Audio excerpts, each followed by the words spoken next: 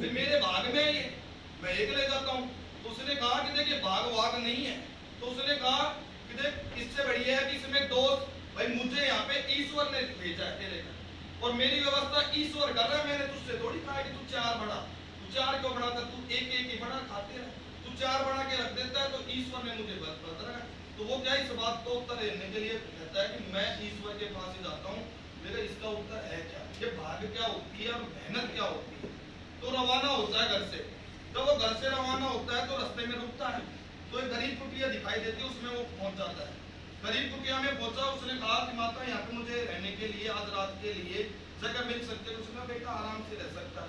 कहाँ जा रहा है? उसने कहा मैं भगवान से मिलने के लिए जा रहा हूँ, भगवान से मेरे कुछ सवाल है, उनके प्रश्न के उत्तर मैं उनसे पूछना चाहता हूँ। उसने कहा कि तू भगवान तक जाके, उसको समुद्र दिखाई दिया। अब समुद्र को पार नहीं कर सकता तो उसको पास में कछुआ दिखाई दिया। उसने कछुए से कहा तू मुझे समुद्र पार करवा दे।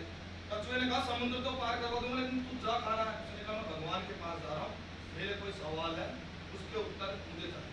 कछुए ने कहा तू जा तो रही है, लेकिन मेरा भी एक सवाल है, वो तू मुझे जवाब दे देना। उसने कहा कि मुझे इतने वर्ष हो गए, मैं कछुआ ही हूँ, मैं ड्रैगन बनना चाहता हूँ, मैं ड्रैगन कब बनूंगा। उसने कहा जरूर, मुझे समुद्र पार करा, मैं तेरे सवाल का जवाब जरूर लाऊंगा। आगे पहुंचा, आगे उसको पहाड़ दिखाई दिया। पहाड़ दिखाई दिया तो उसने पहाड़ पे देखा कि ये चढ़ नहीं सकता, तो वहां पे जादूगर था। जादूगर के पास एक जादुई छड़ी थी। उसने जादूगर से कहा कि मुझे तू ये पर्वत पार करवा दे।